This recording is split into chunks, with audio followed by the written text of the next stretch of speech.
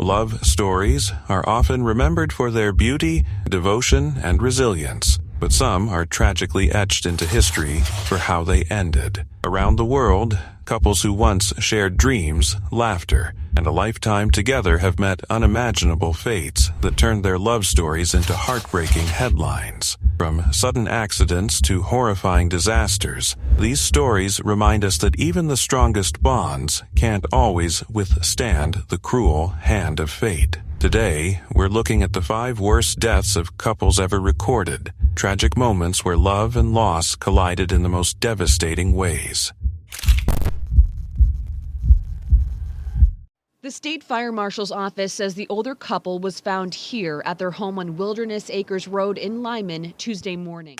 They thought they were escaping to peace, a quiet retreat in the forests of Estonia, far away from the bustle of London and Moscow, should have been a place for Philip Townsend and his wife Mary Ann to unwind, to step away from the weight of business, travel, and responsibility. Philip, a wealthy banker who often worked in Moscow, had bought the property in the late 2000s as a rustic escape. Together, he and Mary Ann had been renovating the old barn, dreaming of turning it into something lasting for their family. But instead of being a sanctuary, it became the setting of one of the most chilling tragedies a family can endure. On a cold February morning in 2012, their bodies were discovered inside the secluded holiday home, both victims of an invisible killer, carbon monoxide. There were no screams, no struggle, no warning, just silence. A silence that would devastate their 2 teenage daughters back in Norfolk, who suddenly lost both parents in a single night.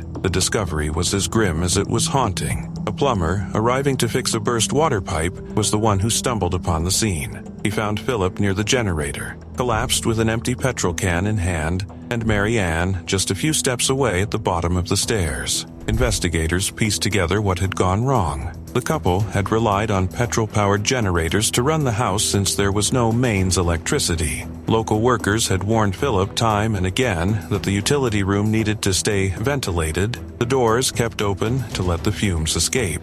But that night, the doors were closed. To make matters worse, an exhaust pipe had become disconnected, possibly after being knocked loose by accident. What began as an evening of normal routine ended in an unseen cloud of deadly gas, robbing them of breath and life in minutes. Back in England, the news hit like a hammer blow. At the coroner's inquest in Norwich, relatives sat in stunned silence as the details were read out. There was no foul play, no hint of suicide, only a tragic accident that claimed 2 lives in their prime. Philip, 55, had been known as an intelligent and capable man, even holding the honorary title Baron Townsend of Rathmore. Mary Ann, 52, was remembered as warm and devoted to her family. Together, they left behind not only their estate and their unfinished home in Estonia, but most painfully, their 2 children, teenagers suddenly left orphaned. The Norfolk coroner extended sympathy to the family, praising relatives who stepped in to provide the children with a stable and loving home after the tragedy.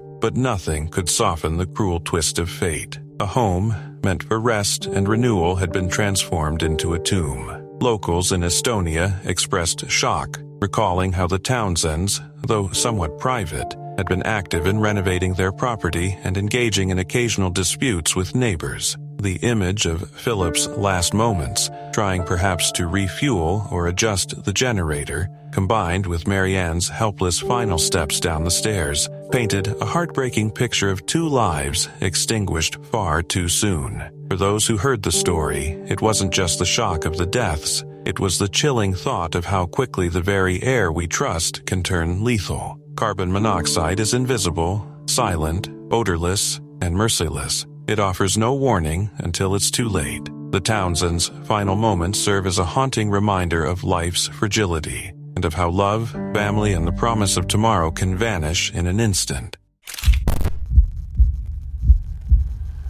In the quiet village of Gakuranta in Limpopo, South Africa, the kind of horror you'd expect only in nightmares unfolded inside the home of an elderly couple. Neighbors had grown worried when the lights stayed on unusually late, and by the time police arrived, the scene inside was nothing short of chilling. An 83-year-old man was found first, seated on the floor, his neck bound with a rope, tied cruelly to the ceiling above him. Just steps away, in another room, his 80-year-old partner lay lifeless on her back, the same fate inflicted upon her. Two people who had spent decades together in love and companionship, now separated in death by walls that once kept them safe. There were no screams heard, no signs of forced entry shouted about by neighbors, just silence, and the eerie discovery of ropes that told the story of cruelty beyond comprehension. They bore no visible injuries, no bloodied evidence of a struggle, only the sinister handiwork of someone who had invaded their home and robbed them not just of their belongings but of their dignity. Their cell phones were gone, as if their final moments had been reduced to nothing more than an opportunity for theft. Police confirmed what their family already feared. The victims were Mafatola Selaelo Rasodi and Malikutu Alfred Mokupi, two elders who should have been spending their twilight years in peace. Instead, they became targets, bound, strangled, and discarded by hands that showed no mercy for age, no reverence for the love and trust that filled the walls of their home. What makes this story cut even deeper is the thought of their final minutes. Two people in their 80s, likely powerless to fight back, staring at the ropes around their necks, possibly hearing each other's muffled cries from separate rooms but unable to help. The terror of knowing the person you love most in the world is just a door away, suffering the same fate, is something almost too painful to imagine. Investigators have opened a case of double murder and house robbery, but for the people of Gakuranta, the crime feels far more personal. It is not just about cell phones stolen or suspects still at large. It is about the violation of life itself, of elders who should have been cherished, taken from their community in the most brutal way possible. The cruelty of the act, the coldness in which they were left behind, hangs over the village like a shadow. And for us hearing their story, it is a harsh reminder that safety is never guaranteed, not even within the four walls we call home. Love carried them through decades, but in the end, it could not protect them from the hands of violence. Their deaths ask us an unsettling question. How could anyone look at two lives so fragile, so precious, and show such monstrous disregard?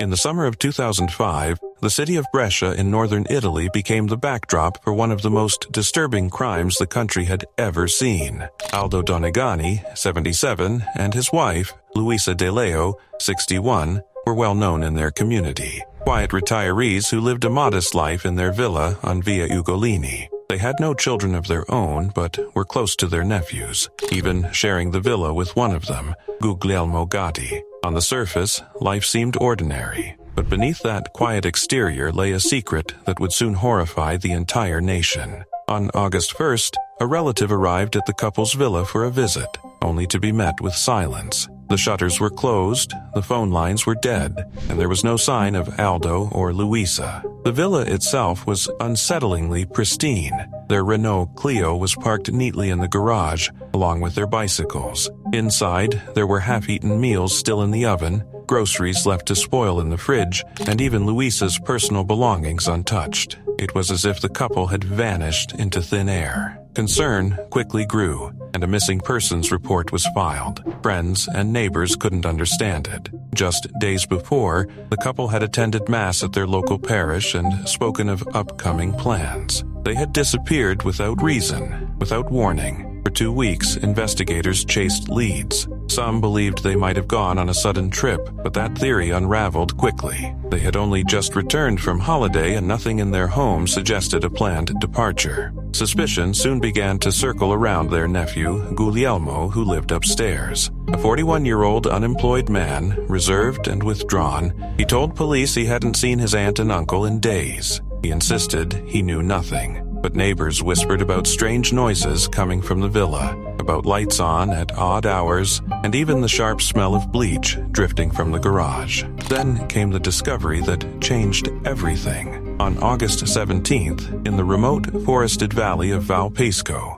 alpine rescue workers stumbled upon a series of garbage bags dumped deep into a ravine. Inside, they found dismembered human remains in an advanced state of decomposition. It was them, Aldo and Luisa. Their bodies had been cut apart with chilling precision, packed into bags, and abandoned like trash in the wilderness. Even more horrifying, their heads were missing. Months later, mushroom hunters in the woods near Provalio di Seo would uncover the rest. First Aldo's head, then Luisa's, found almost a year apart, both hidden beneath layers of leaves and soil. The brutal completeness of the crime sent shivers through Italy. How could anyone do this, let alone to a frail elderly couple who posed no threat to anyone? All eyes turned to Guglielmo. A witness had seen his blue Fiat Punto racing dangerously along the Vivione Pass on the very day the couple vanished. He had looked pale, sweaty, agitated. Hotel staff recalled him arriving late at night in Val Camonica, leaving early in the morning without explanation. Forensic teams searching the villa uncovered more damning evidence. Traces of blood scrubbed away in the garage, residues in his car, and even on his shoes. It appeared that Aldo and Luisa had been drugged, killed, and then dismembered in that very garage before their remains were transported into the mountains. Despite the mountain of evidence, Guglielmo denied everything. He told investigators he was being framed, that he had nothing to do with the murders, but the courts disagreed. In 2007, he was convicted of double homicide and sentenced to life imprisonment, a verdict upheld in every appeal that followed. Even now, he proclaims his innocence, yet he has never sought a retrial. His motive remains a mystery. Some judges speculated it may have been jealousy or bitterness, resentment at his uncle and aunt's active social lives in contrast to his lonely, stagnant existence. The aftermath of the murders left a scar on Brescia. The Donagani villa, once a home filled with warmth, stood empty for years. Neighbors passed by its gates, reminded of the horror that had unfolded behind its walls. For more than a decade it fell into neglect, overgrown with weeds, a grim monument to the violence that had taken place there. Even today, the story of Aldo and Luisa is remembered not only for the brutality of their deaths, but for the unsettling questions it left behind. What truly drove their nephew to such an act of savagery? Was it resentment, a sudden break from reality, or something far darker that no one ever uncovered? The couple's final moments are almost impossible to imagine. Two retirees who should have been enjoying quiet summer days together, instead betrayed by family and subjected to one of the most gruesome crimes in modern Italian history. Their story lingers as a haunting reminder of how the greatest dangers can sometimes come from within the very walls we trust the most.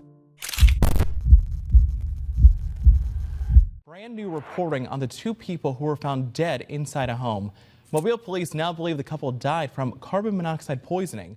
Jonathan and Deborah Coster thought of their home in Yate as their safe haven. It was where they shared their quiet routines, their laughter, and their life together. But behind the familiar walls of that house, invisible danger had been building for years, one they could neither see nor smell. When neighbors noticed something was wrong one November morning, emergency services rushed to the scene. Inside, they discovered the couple lifeless, side by side, victims of a silent killer that had crept into their home without warning, carbon monoxide. The investigation revealed a grim truth. Their old coal-fired boiler, more than 40 years in service, had not been maintained in over a decade. 4 of its internal flues were completely blocked, sealing their fate. When tested, the appliance was found to be releasing 1,368 parts per million of carbon monoxide into the air. To put that into perspective, levels as low as 35 parts per million can trigger alarms,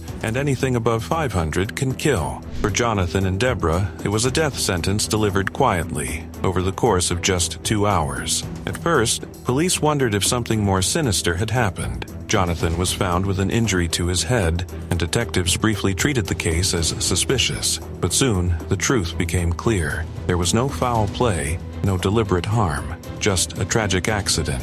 A home meant to keep them safe had betrayed them, and the very appliance they trusted to provide warmth had turned into an executioner. The coroner's inquest painted a devastating picture. Food sat uneaten, belongings untouched. Nothing to suggest the couple had sensed what was happening.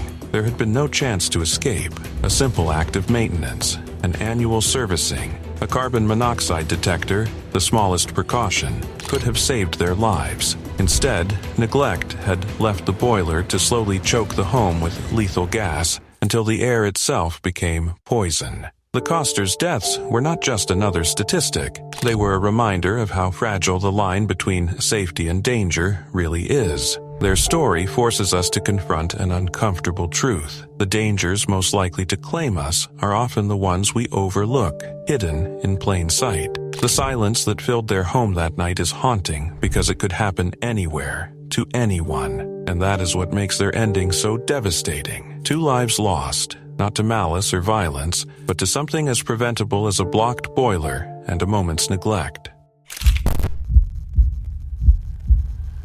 It was just after midnight in Sneinton, Nottinghamshire, and the quiet of Whittier Road was torn apart by the crackle of flames and the thick, choking smell of smoke. Neighbors peered out into the night, confused at first until they saw it. The amber glow spreading from the front room of a small terraced house. Inside that house were Paul Cox, 51, and his partner Jennifer Batterby, 40. By the time fire crews forced their way in, it was already too late. Both had succumbed to smoke inhalation, their lives stolen not by malice but by something as small and ordinary as a tea light candle. What began as a flickering flame of comfort had turned into a deadly inferno. Investigators later pieced it together. The tea light had slipped or tipped, its flame brushing against the arm of the sofa. In moments, the fabric caught, and the fire spread with terrifying speed. The couple likely had no chance to react. The smoke, black and toxic, filled the house long before the fire itself reached its full fury. By the time neighbors heard strange noises and saw the glow from the windows, the house was already a trap.